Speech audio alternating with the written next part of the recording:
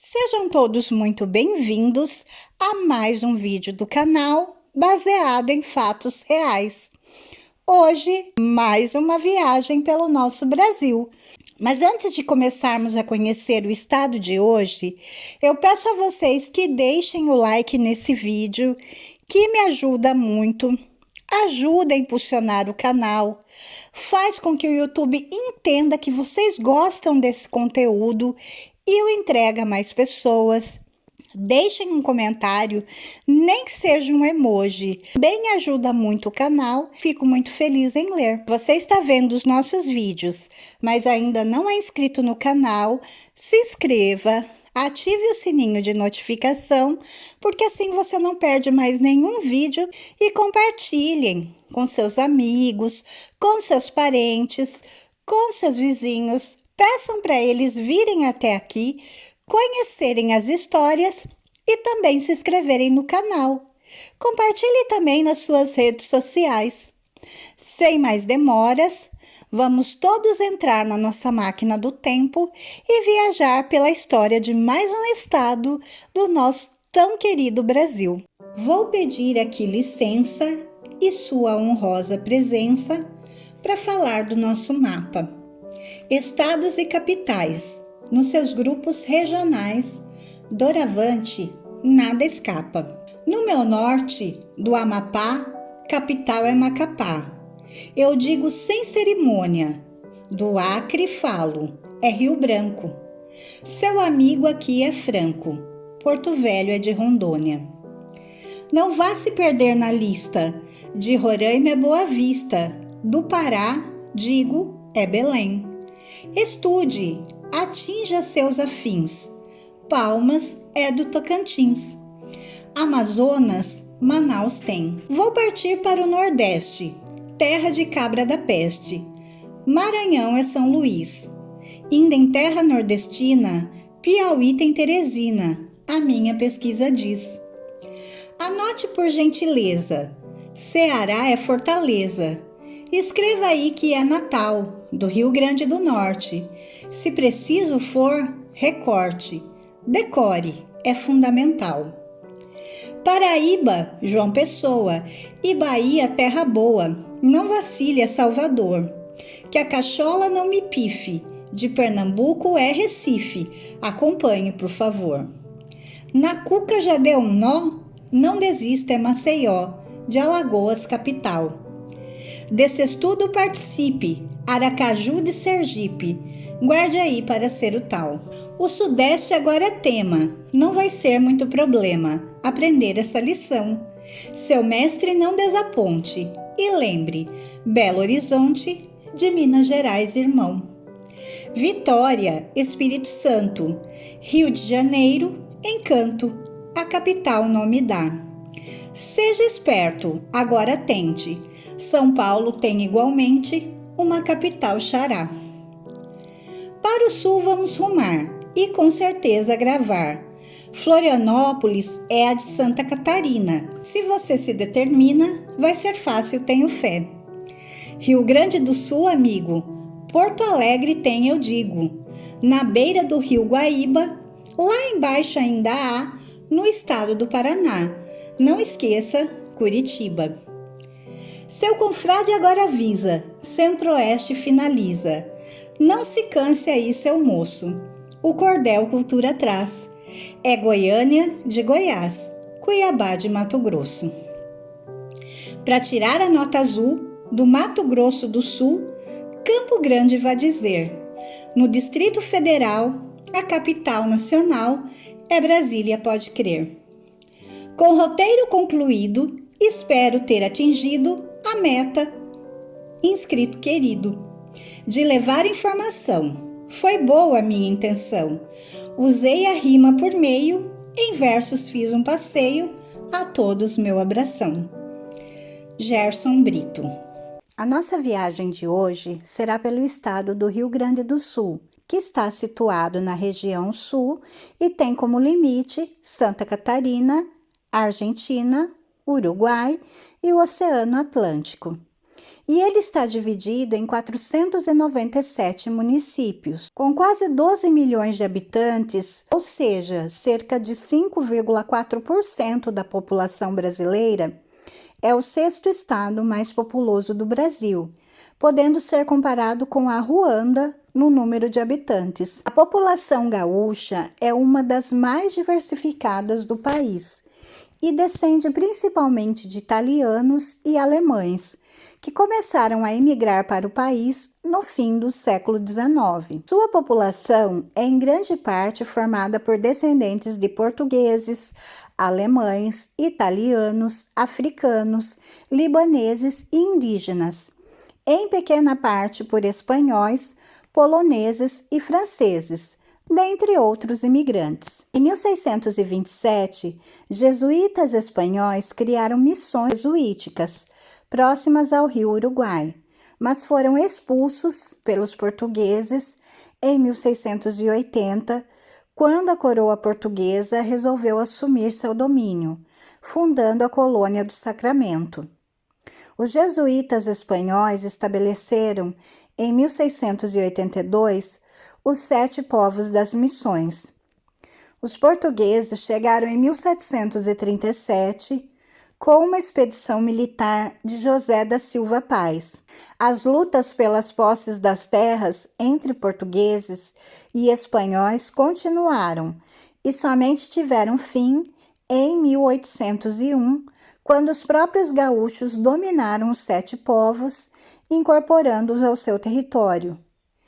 É criada em 19 de setembro de 1807 a Capitania de São Pedro do Rio Grande do Sul. Em 28 de fevereiro de 1821, torna-se a província de São Pedro do Rio Grande do Sul, que viria a se tornar o atual Estado do Rio Grande do Sul, após a proclamação da República do Brasil. Com a chegada de outros povos, a partir de 1824, a sociedade estancieira passou então a coexistir com a pequena propriedade agrícola, diversificando a produção. Durante o século XIX, o Rio Grande do Sul foi palco de revoltas federalistas, como a Guerra dos Farrapos, participou da luta contra Rosas, Guerra do Paraguai. As disputas políticas locais foram acirradas no início da República e só no governo de Getúlio Vargas o estado foi pacificado. É o estado mais meridional da federação, conta com o 4º maior PIB, superado apenas por São Paulo, Rio de Janeiro. Na época do descobrimento do Brasil, a região que hoje forma o Rio Grande do Sul era habitada pelos índios minuanos, charruas e caaguaras, que viveram há 12 mil anos antes de Cristo. Eram bons ceramistas e na caça usavam as boleadeiras, até hoje um dos instrumentos do peão gaúcho. Essas tribos viveram muito tempo sem contato com os brancos colonizadores. As disputas entre Portugal e Espanha sobre os limites de suas possessões na América fizeram com que a região só fosse ocupada no século XVII. Os padres jesuítas espanhóis foram os primeiros a se estabelecer no local. As peculiaridades geográficas do atual estado do Rio Grande do Sul, dividido em 11 diferentes regiões fisiográficas, influíram para retardar a ocupação da terra, a leste, pelo conquistador europeu. O fator negativo foi o Tratado de Tordesilhas, de 1494, que dividiu a soberania sobre os descobrimentos entre Portugal e Espanha por um meridiano ideal. No caso do Brasil, o meridiano estendia-se das proximidades da ilha de Marajó até a Baía da Laguna, em Santa Catarina. Ante as dúvidas surgidas sobre o ponto exato em que deveria passar a linha convencionada e achando-se o Rio de São Pedro, justamente na zona cuja confrontação se discutia. Nenhuma daquelas duas nações se apressou a ocupá-lo, pelo temor de novas dificuldades diplomáticas. Contudo, em princípios do século XVII, a Espanha penetrava na margem esquerda do rio Uruguai, por intermédio dos jesuítas, que a partir do Paraguai estabeleceram suas reduções em vários pontos, chegando mesmo às cercanias da futura cidade de Porto Alegre e, de modo geral, senhoreando-se de todo o oeste rio-grandense. A seguir, os bandeirantes destruíram a província do Guaíra, desceram a província do Tapé, no coração do Rio Grande, e a província do Uruguai, desbaratando as aldeias, aprisionando os índios que levavam como escravos para suas lavouras. Antônio Raposo Tavares foi um dos maiores chefes dessas expedições predatórias. As aldeias foram arrasadas, seus habitantes mortos ou aprisionados, e os sobreviventes fugiram com os jesuítas para o sul, onde se fixaram junto à margem direita do rio Uruguai. Ao levar o catequese, o aldeamento, as estâncias e os ervais a uma larga faixa do território, entre 1632 e 1634, os jesuítas estabeleceram reduções no Alto Ibicuí, São Tomé, São Miguel, São José, São Cosme e São Damião. Ampliaram a área de penetração, alcançaram a bacia do Jacuí e fixaram outras reduções, inclusive para além da província do Tapé. A vitória alcançada contra os paulistas na Batalha do M-Bororé, em 1641, não foi suficiente para permitir a fixação das reduções. O êxodo das populações indígenas, já iniciado depois do assalto da bandeira de Raposo Tavares, em 1637, se intensificou com a transferência dos jesuítas e dos índios para a margem direita do rio Uruguai, na fértil Mesopotâmia do Paraná. Concluiu-se, por força de tais acontecimentos, a primeira fase da civilização jesuítica no território do atual Rio Grande do Sul, com o abandono de terras abertas aos que primeiro chegassem para ocupá-las, aventureiros e colonizadores. Somente depois de 1680, com a fundação da Colônia do Sacramento, na margem superior do Rio da Prata, a região passou a ser objeto de disputa política por parte de portugueses e espanhóis. A ação dos bandeirantes não pôs fim à presença dos jesuítas na margem oriental do rio Uruguai. Retornaram os religiosos 50 anos depois do êxodo, atraídos pelas disponibilidades econômicas da região, sobretudo pelo gado. Inaugurou-se na volta ao território perdido a segunda fase da penetração jesuítica, que na realidade só terminou com a Guerra de 1801, precedida de longas e indecisas ações diplomáticas, a qual incorporou definitivamente a região ao Rio Grande do Sul. A segunda fase cifra-se na história dos 7 povos das missões, com o marco inicial de 1687. O perigo dos paulistas não cessara, embora se tornasse menos ameaçador, concentrada a ação do poder dos portugueses na faixa litorânea, de que a Colônia do Sacramento seria o ponto extremo. Situados em terras de domínio nominal da Espanha, sob o comando de Buenos Aires, os 7 povos abrangiam as extremas dos grandes rebanhos de gado que se concentravam nas vacarias, as vacarias do mar, que alcançavam o extremo sul do atual Rio Grande do Sul, penetrando em território uruguaio, e a vacaria dos Pinhais, na região da hoje ainda chamada Vacaria, no nordeste do estado. O Tratado de Tordesilhas não impediu que a coroa portuguesa se atribuísse o território que hoje compreende o Rio Grande do Sul e a República Oriental do Uruguai. Era a Capitania del Rei, ou Província del Rei, e figura no mapa de 1562 com o nome del Rei Nosso Senhor.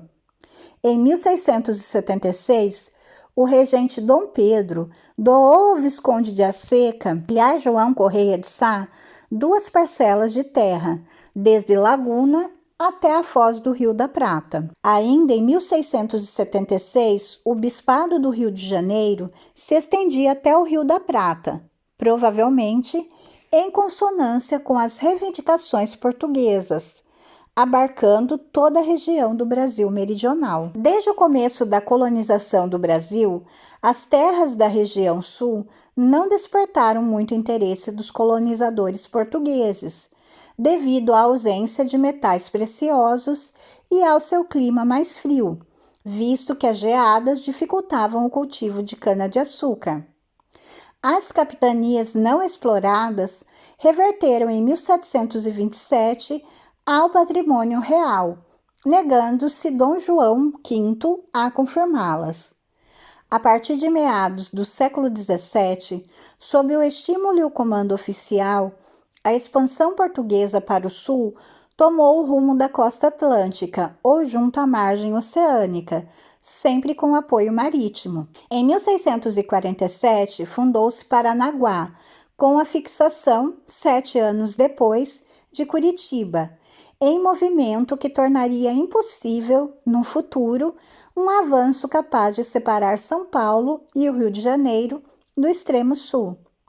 Em 1658, já existia São Francisco como ponto de apoio plantado no território do atual estado de Santa Catarina. Em 1736, uma expedição chefiada por José da Silva Paz chegou à desembocadura da Lagoa dos Patos, que foi confundida com o Rio Grande. No local, foi fundado o Forte de Jesus Maria José. Esse forte, feito de pau a pique, foi origem do povoamento da vila de Rio Grande, futura cidade de Rio Grande. Foi então criada a capitania do Rio Grande de São Pedro. O local era um ponto estratégico para a defesa do território, estando a meio caminho entre Laguna e a colônia do Sacramento. A partir de 1725, foram construídas estradas reais ligando São Paulo às pastagens de gado do Rio Grande, o que possibilitou a colonização dos campos de Vacaria e Tramandaí por grupos de tropeiros, partindo de Viamão. Outros grupos avançaram pelos vales dos rios Taquari e Jacuí. A partir da década de 1740, por iniciativa de Alexandre de Gusmão, ministro do rei Dom João V, Portugal inicia um projeto de colonização de povoamento no sul do Brasil, visando garantir a posse do território disputado pelos espanhóis. Com esse objetivo, recorreu-se à imigração proveniente da Ilha da Madeira e dos Açores. A partir de 1746, casais de açorianos começaram a ser enviados a Rio Grande para garantir a posse do território. Era uma nova forma de colonização que Alexandre preconizava, através de famílias que produzissem sem precisar de escravos. Os primeiros 60 casais fundaram Porto dos Casais, mais tarde Porto Alegre.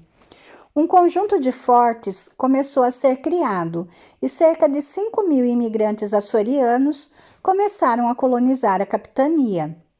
A natureza econômica da região se definiu na economia de subsistência, ligada ao mercado nacional, mas isolada dos interesses exportadores, baseada, sobretudo, na produção de trigo e na colonização açoriana. Em 1763, o governador da província de Buenos Aires, Pedro de Cevallos, aproveitando-se da guerra entre Portugal e Espanha, atacou e conquistou metade do território da capitania do Rio Grande do Sul, juntamente com a sua capital, a vila de Rio Grande. Em 1776, a vila de Rio Grande foi retomada pelos colonos portugueses na Guerra Hispano-Portuguesa de 1776 a 1777.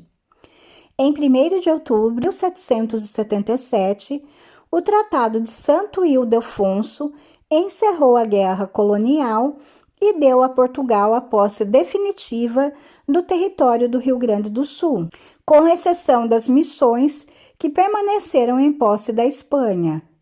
Alguns anos depois, na Guerra de 1801, o território dos 7 povos das Missões seria finalmente conquistado pelos gaúchos e anexado às possessões portuguesas através do Tratado de Badajoz.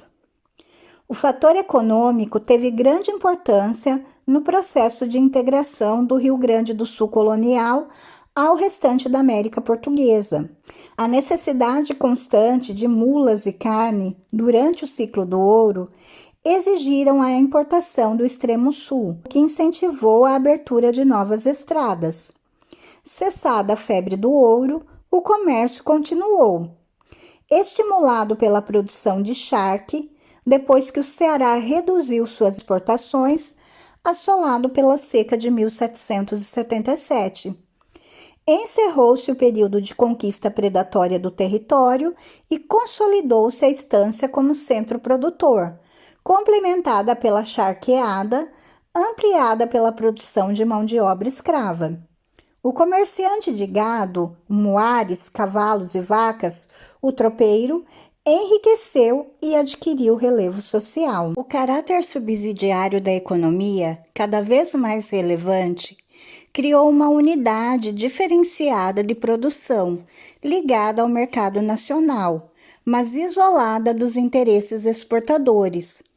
Os grupos dominantes no país não se associariam às reivindicações do extremo sul, antagônicas aos seus objetivos de alimentação barata para a escravaria. O grupo exportador de produtos de aceitação europeia, sempre estimulado pelo centro político no seu exclusivismo, infundiria à sociedade rio-grandense a consciência de isolamento econômico, social e político, que os componentes da formação militar tornariam, em certos momentos, explosiva. Em 1807, quando a capitania deixou de estar subordinada ao Rio de Janeiro, já se definira a sociedade rio-grandense, dissolvendo-se a pequena agricultura, gradativamente, na expansão da grande propriedade estancieira, gerada sobre as sesmarias prodigamente concedidas. A campanha, com seus núcleos pastoris, só encontrou com outro espírito os centros urbanos e os evanescentes grupos agrícolas, pacíficos e situados a leste, em torno de Porto Alegre. Mais tarde, com as pequenas propriedades advindas com a colonização alemã, que se desenvolveu a partir de 1824. Nas lutas em torno do domínio do Uruguai, que iriam redundar na criação da província cisplatina e sua transformação em país independente em 1828, sofreu o território rio-grandense forte sangria de homens e recursos. A região das Missões Orientais, ainda mal povoadas, servira de teatro às incursões determinadas por José Gervásio Artigas, que nela se abasteceria de cavalhada e gado. Para sustento dessa campanha malograda, o Rio Grande mobilizou todos os seus recursos humanos e materiais, ao lado das tropas regulares que a corte enviou ao sul. Os milicianos locais retemperaram nova camada militar, agora unida estreitamente à estância, com suas reservas do proletário rural, o gaúcho. Nos sucessos da independência, governava a capitania, como capitão-geral, o brigadeiro João Carlos de Saldanha, depois Duque de Saldanha. Em 1821, criadas províncias em caráter provisório, por decreto das Cortes de Lisboa, nas quais deveriam eleger-se juntas governativas subordinadas a Portugal, Saldanha foi eleito presidente. Os eleitores paroquiais, todavia, não cumpriram totalmente o decreto, considerando não escrito o artigo que vinculava o governo a Lisboa. O vice-presidente, marechal de campo João de Deus Mena Barreto, desconfiado da lealdade portuguesa de Saldanha, criou as condições para o bloqueio político do presidente, que em dezembro de 1822 se retirou para o Rio de Janeiro, sem articular a defesa da união dos reinos com a hegemonia portuguesa. Em seguida, ao fico, as câmaras municipais consolidaram o sentimento nativista, impossibilitando a reação, já ocupado o governo por Mena Barreto. Firmaram-se nessa ação, sobre a ralada militar portuguesa, o miliciano local, o estancieiro, a burguesia urbana e o gaúcho. O Rio Grande expandira sua população e suas riquezas. Em 1780, segundo o primeiro recenseamento geral da capitania, a população era de cerca de 18 mil habitantes, enquanto, em 1814, já alcançava a casa dos 71 mil. O número de escravos aumentou largamente no interregno desses 34 anos, de 5 mil para 20 mil, concentrando-se inicialmente nas zonas de produção de trigo, atingidas pela escassez de braços. Com a decadência do trigo, o escravo se trasladou, em pequena proporção, para a estância, já transformada em unidade produtiva e não mais de apropriação, e em larga escala para charqueadas. A estância necessitava de pouca mão de obra, embora se costume exagerar a exiguidade do número de escravos nela empregados. No curso do século XIX, as charqueadas assumiram um incremento crescente, ao ponto de desarticular a economia de subsistência, que pouco antes tornava a estância um centro quase autárquico servido pela chácara. O pastoreio e o charque tomaram conta da economia e imporiam a importação de gêneros alimentícios se a colonização alemã não preenchesse em breve o hiato. Prosperaram, então, os núcleos comerciais, com a ascendência de Porto Alegre, que centralizou as trocas das populações de leste, da origem açoriana, incentivando focos redistribuidores até as missões. Ao lado de Pelotas, projetou-se a abertura marítima da província, Rio Grande, único porto da costa, embora de acesso difícil. Continuavam a ter relevo as vias terrestres, que levavam a produção pastoril ao norte por via da Feira de Sorocaba, principal centro distribuidor de São Paulo, Minas Gerais e Goiás. Boa parcela do progresso se deveu ao consumo dos efetivos militares, sem embargo dos confiscos arbitrários, não raros em toda a região. Para uma população de 110 mil habitantes, no início do Império, o rebanho bovino elevava-se a 5 milhões de cabeças, com 1 milhão de cavalos.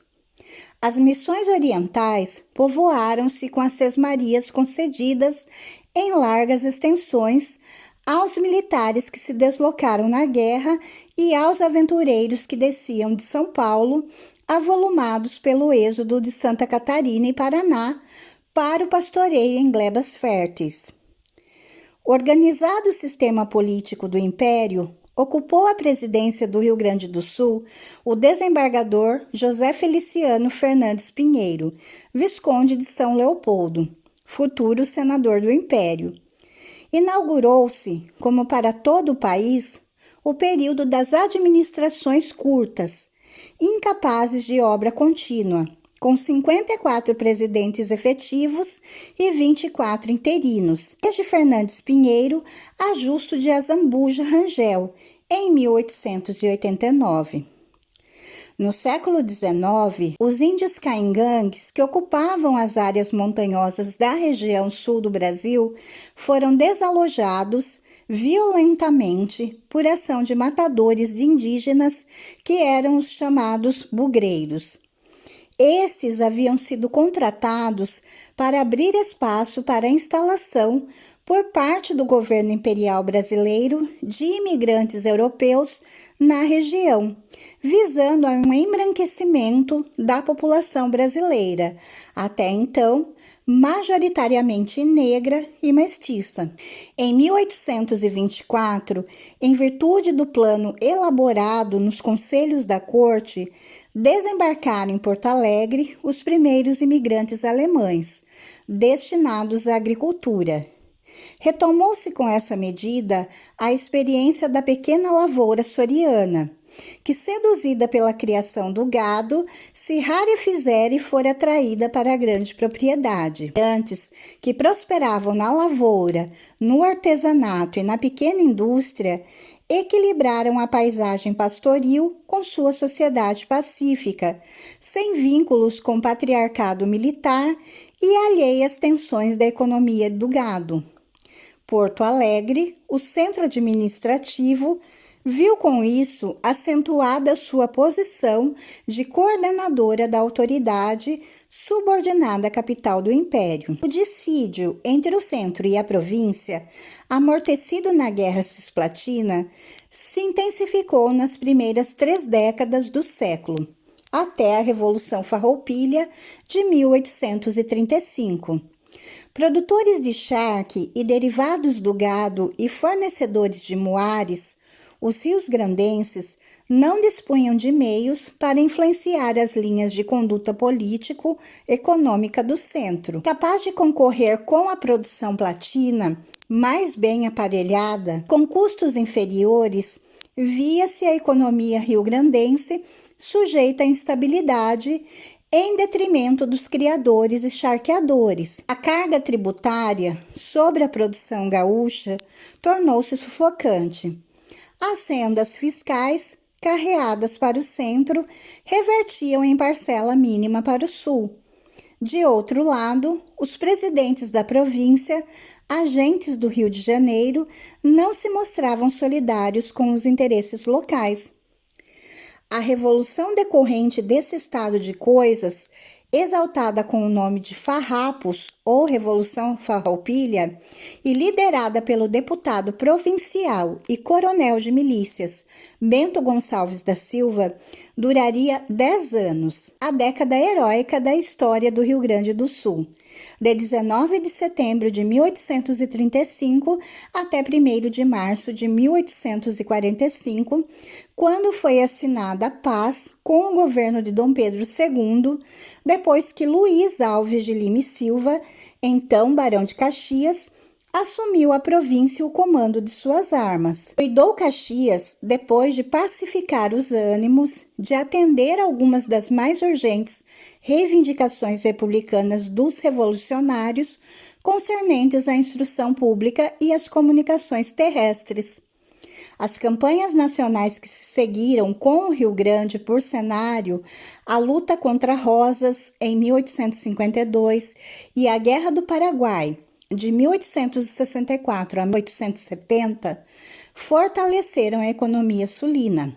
Enquanto a Revolução Farroupilha esgotou as reservas da principal riqueza da província, essas guerras, apesar dos sacrifícios com os soldados, exigiram grande consumo de produtos agrícolas e pecuários indenizados pelo justo valor.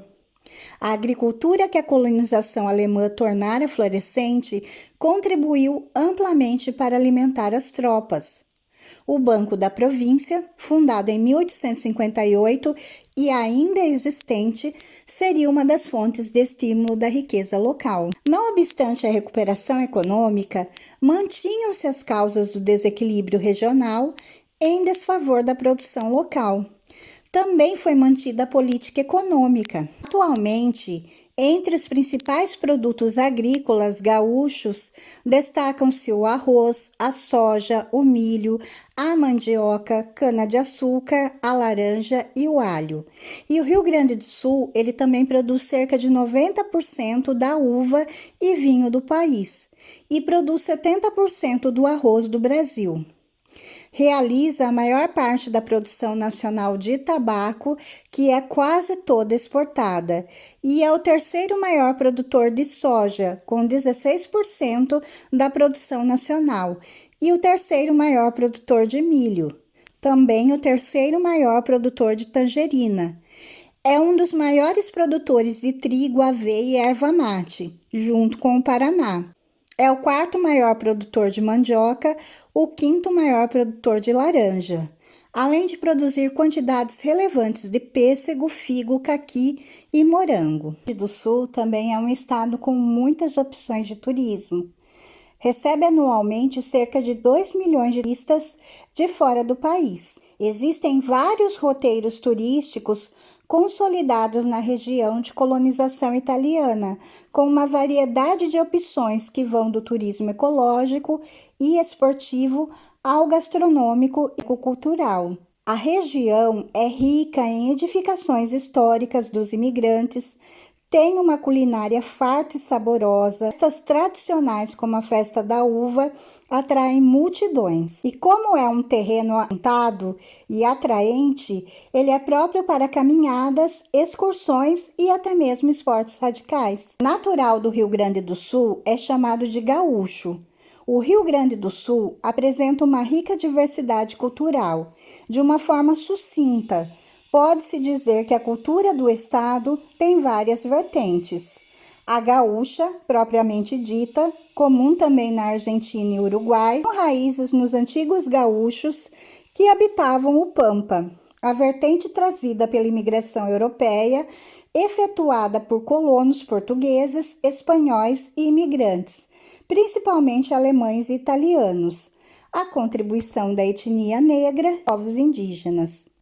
A cozinha típica tem como prato principal o churrasco, a bebida típica é o chimarrão, o vinho, o curtido de cachaça com butiá e a grapa. São outras das bebidas preferidas dos gaúchos.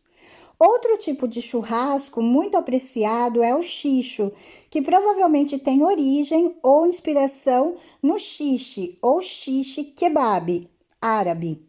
Tradicionalmente, o xixo gaúcho é um assado onde são espetados em um espeto grande peças de gado, frango e porco intercalados por pedaços de pimentão verde, vermelho ou amarelo, tomate, cebola, também temperados com sal grosso. Essa foi mais uma viagem por mais um estado brasileiro, hoje pelo Rio Grande do Sul.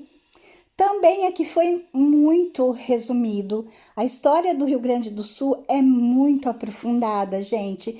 Tem muita coisa. Então, eu tenho que admitir que eu deixei muita coisa de lado para poder contar para vocês o básico. Mas, enfim, já dá para a gente conhecer um pouco da história desse estado tão maravilhoso.